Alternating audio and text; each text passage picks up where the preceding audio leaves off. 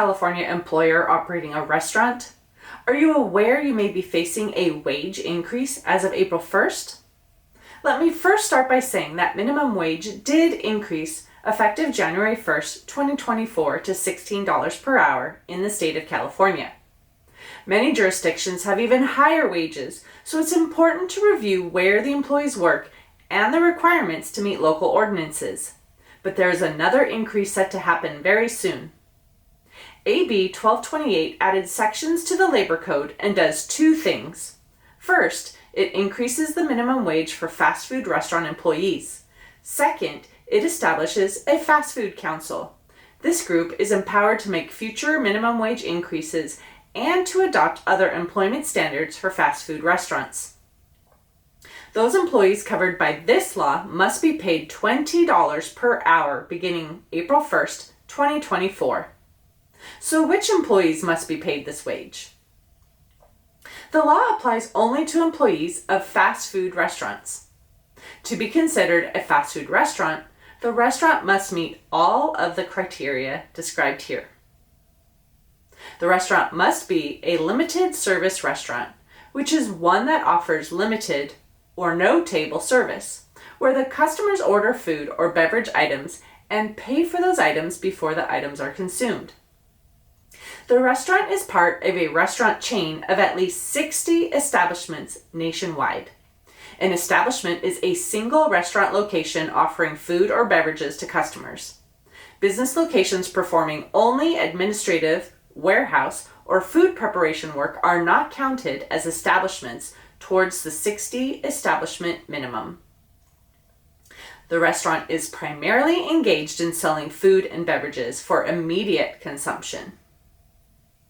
Please note that if you are a franchise owner, even if you only operate one restaurant, if your franchise has 60 or more locations nationwide, this law applies to your business. However, some businesses are exempt from the law. Let's look at who does not have to meet the new wage requirement. Restaurants that operate a bakery that produces and sells bread as a standalone menu item as of September 15th, 2023, and continue to do so are exempt from the new law. Bread is defined as a single unit item that weighs at least 1/2 of a pound after cooling and must be sold as a standalone item. This exemption applies only to restaurant establishments that produced and sold bread as standalone menu items as of September 15th, 2023, and have continued to do so.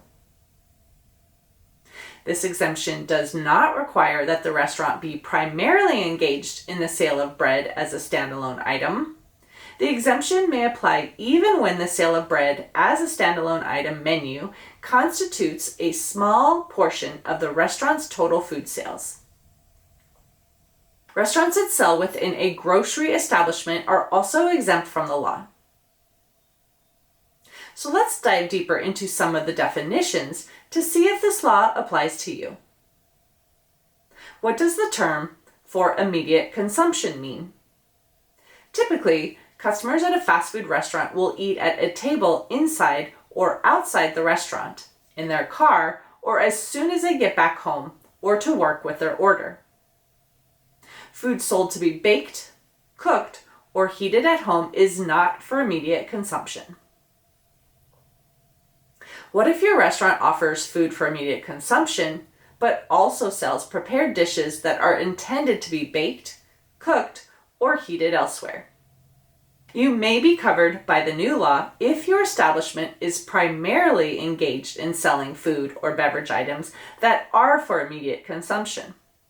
This means more than 50% of your gross income comes from selling food for immediate consumption. Could a shop that features ice cream, coffee, boba tea, pretzels, or donuts be considered a fast food restaurant covered by the new law? Yes. The definition of fast food restaurant does not depend on what type of food or beverage you sell. It's also important to note that if you have employees categorized as exempt from overtime, this wage increase may change their status. According to wage orders, you must pay an employee twice the minimum wage to be exempt from overtime. So you will be required to pay an employee $40 per hour to avoid paying overtime. Be sure to change your employee to non-exempt if they no longer qualify. If you have any questions on this topic, be sure to visit the Department of Industrial Relations website at dir.ca.gov.